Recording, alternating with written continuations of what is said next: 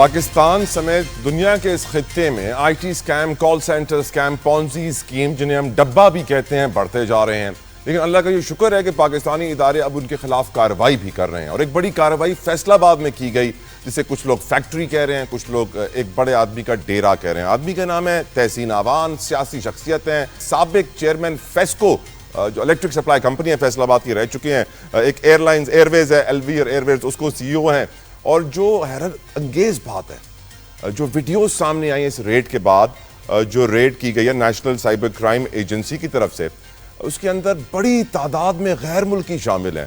اس کے اندر 44 چینی مرد ہیں، 4 خواتین ہیں، نائجیرین 3 مرد ہیں، 5 نائجیرین خواتین ہیں. اگر پروڈیوسر آپ کو دکھائیں بھی، سری لنکا کا 1 مرد اور 1 خواتین، بنگلہ دیش کے 6 مرد، زمبابوے کی 1 خاتون، میانمار کی 2 خواتین، پاکستانی 76 مرد 2 خواتین. اور بڑی تعداد میں یہاں سامان تھا، بہت بڑا کال سینٹر تھا، پتہ نہیں کب سے کام کر رہا تھا. اب تک کی اطلاعات کے مطابق اربوں روپیوں کا ٹیکہ، اسپیشلی جو باہر لوگ رہتے ہیں، امریکہ، یو کے، دوسرے باہر کنٹریز میں، ان کو یہ ٹیکہ لگاتے ہیں، فون کرتے ہیں بن کے کچھ اور، ان کے کمپیوٹر میں گھستے ہیں، ان کے بینک اکاؤنٹس خالی کرتے ہیں، سارا پیسہ ٹرانسفر کرتے ہیں.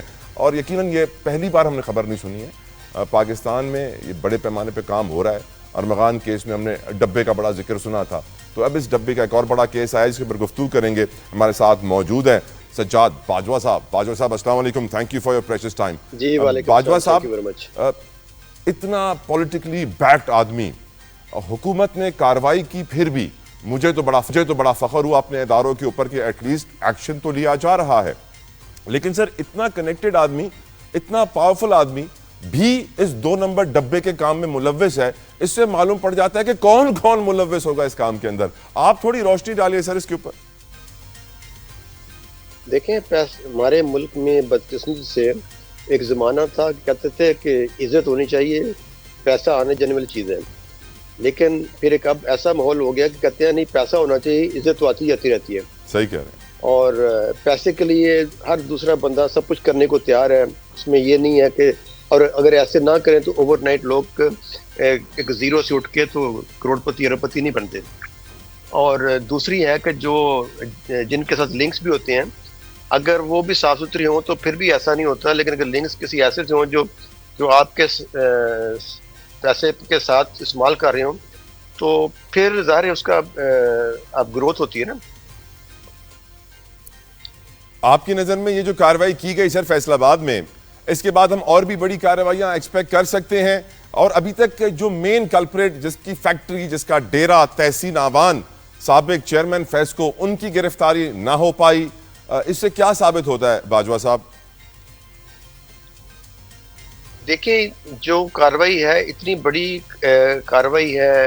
اب دیکھیں گے سب سے پہلے کہ ریموٹ ایریا ہے، گاؤں ہے چھوٹا سا، اس گاؤں کے اندر اتنے غیر ملکیوں کا ہونا اور وہاں کسی کو علم نہ ہونا.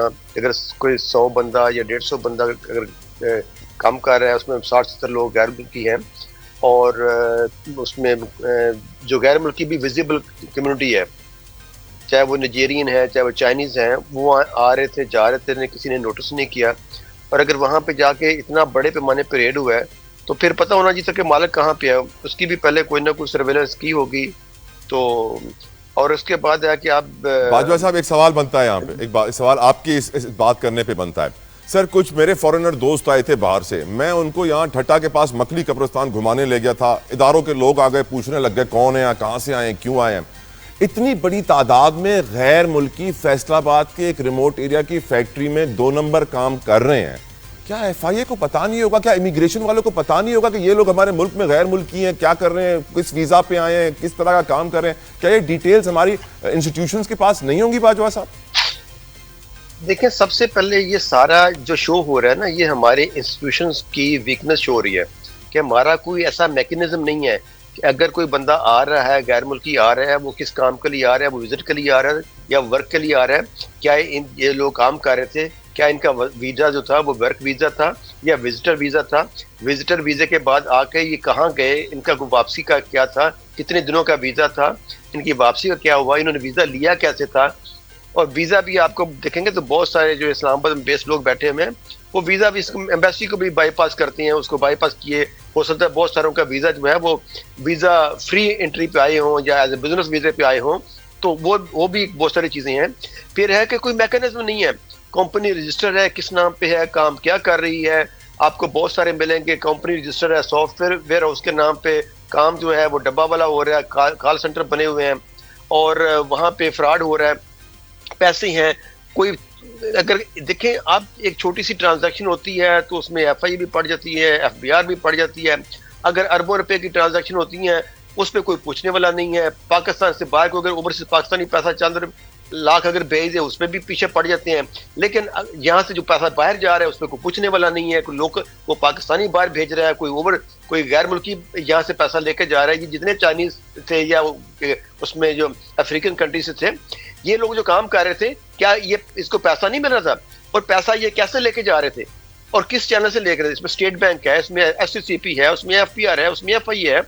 اور یہ جو اتنا لمبے جو کام ہو رہا ہے اتنے لیول پہ کہ ایک گاؤں میں اگر یعنی 70-80 بندے جو ہیں غیر ملکی ہیں اور ان کو پوچھنے والا نہیں ہے وہ کیا کر رہے ہیں اور کتنے عرصے سے کام کر رہے تھے, کتنے عرصے سے وہ یہاں رہ رہے تھے, اور اس سے پہلے بھی لوگ آئے, کس کمپنی نے ویزا اسپانسر کیا, انہوں نے اسپانسر کیا, کسی اور نے اسپانسر کیا, اور انڈر وٹ جو ہے وہ انہوں نے انڈر دا گارب آف کو بزنس یا کس میں ان کو اسپانسر کیا, کمپنی کس نام سے رجسٹر کی.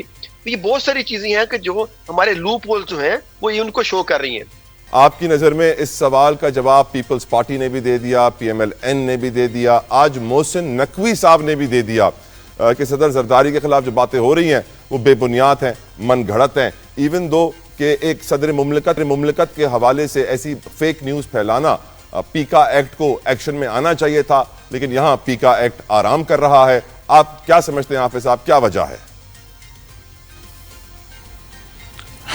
بسم اللہ الرحمن الرحیم. طلع آپ کا شکریہ کہ آپ نے موقع دیا. میں اس کو دو ایسپیکٹ سے دیکھنا ہوں. ایک اس کا ہے پولیٹیکل اور میڈیا ایسپیکٹ ہے, اور دوسرا اس کا ایسپیکٹ جو ہے وہ آپ کا کانسٹیٹیوشنل یا لیگل ایسپیکٹ ہے. اگر آپ کانسٹیٹیوشنل یا لیگل ایسپیکٹ پہ آپ چلے جائیں تو آرٹیکل 47 سے لے کے آرٹیکل 49 کانسٹیٹیوشن ہے, یہ پریزیڈنٹ آف پاکستان کے تمام فنکشنز کو, الیکشنز کو, امپیچمنٹس کو یہ ڈیل کرتا ہے. اور اس کے الیکشنز کے اندر اس کی جو چاروں اسمبلیز ہیں یا نیشنل اسمبلی اس کی کانسٹیچوئنسی بنتی ہے, اور اگر آپ نے اس کو امپیچ کرنا ہے تو اس کے لیے آپ کو کسی بھی ایک ہاؤس کا, نیشنل اسمبلی یا سینٹ کا جو ہے وہ 1/3 جو ہے وہ اس کا چاہیے کہ وہ ایک ریزولوشن کرے, اور اس کے بعد یہ ہے کہ 2/3 میجورٹی سے جو ہے آپ اس کو جو ہے پریزیڈنٹ کو آفٹر پرووائڈنگ دی اپرچونٹی آپ اس کو ریموو کر سکتے ہیں. اب یہ تو ایک کانسٹیٹیوشن یا لیگل ایسپیکٹ ہے جو ہمارے کانسٹیٹیوشن کے اندر لکھا ہوا ہے کہ 1/2 ممبرشپ اگر پرپوز کرتی تو آگے جاتی ہے. لیکن اس کے ساتھ جو پولیٹیکل ایسپیکٹ ہے وہ بڑا امپورٹنٹ ہے. اب پولیٹیکل ایسپیکٹ یہ ہے کہ پاکستان کی کانسٹیٹیوشنل ہسٹری کے اندر جو ہے کبھی بھی کسی پریزیڈنٹ کی امپیچمنٹ کی نوبت آئی نہیں ہے. ایک یہ ہے.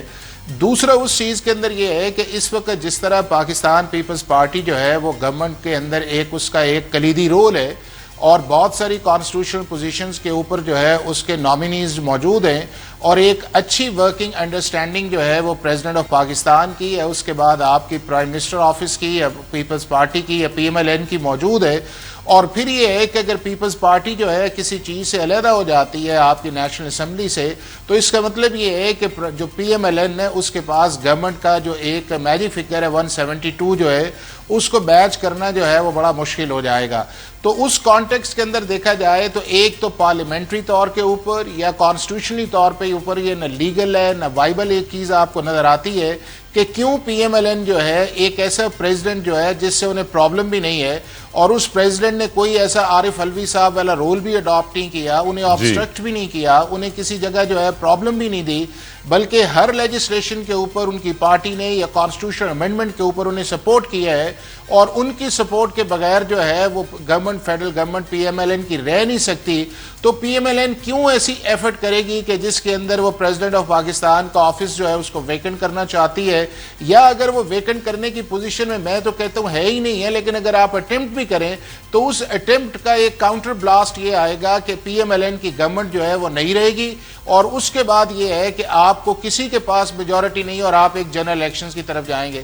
تو یہ ایک ایسی چیز ہے جس کی بنیاد پہ میں کہہ سکتا ہوں حافظ صاحب یہ بھی تو ذہن میں رکھیں کہ اے این پی کے بہت سارے رہنما جو ہے وہ ایک فیک نیوز کی حد تک آئی ہے اور اس کے اندر جس طرح کلیریفیکیشنز بھی آ رہی ہے منسٹرز پہ آنا چاہیے. ایک ہی آپشن تلا ہے وہ یہ ہے کہ پریزیڈنٹ آف پاکستان جو ہے وہ اپنی صحت کی وجہ سے ریزائن کر دیتے ہیں اور وہ ان کی اپنی مرضی یا ثواب دید ہے وہ کرتے ہیں یا نہیں ہے.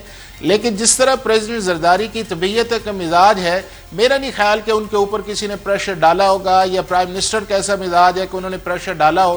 تو یہ ساری کی ساری جو آپ کو چیزیں نظر آتی ہیں یہ ایک پولیٹیکل گیمبلنگ کی صورت کے اندر نظر آتی ہے done by politicians themselves کہ جس کا گراؤنڈ ریئلٹی کے ساتھ جس کا کانسٹیٹیوشنلی وہ وائبل نہیں ہے اور نہ ہی ایسی پی ایم ایل این اور پیپلز پارٹی کے ایسے ریلیشن یہ چیز ایسی ہے کہ جس کے اندر کوئی بھی پولیٹیکل پارٹی اس چیز کو افورڈ کر سکتی ہے کہ وہ پریزیڈنسی کو ڈی اسٹیبلائز کرے یا پریزیڈنسی جو ہے وہ آپ کے پرائم منسٹر آفس کو ڈی اسٹیبلائز کرے. تو یہ ساری کی ساری چیزیں جو ہیں وہ ایک نان سبسٹنس کی بنیاد پہ کی جا رہی ہیں.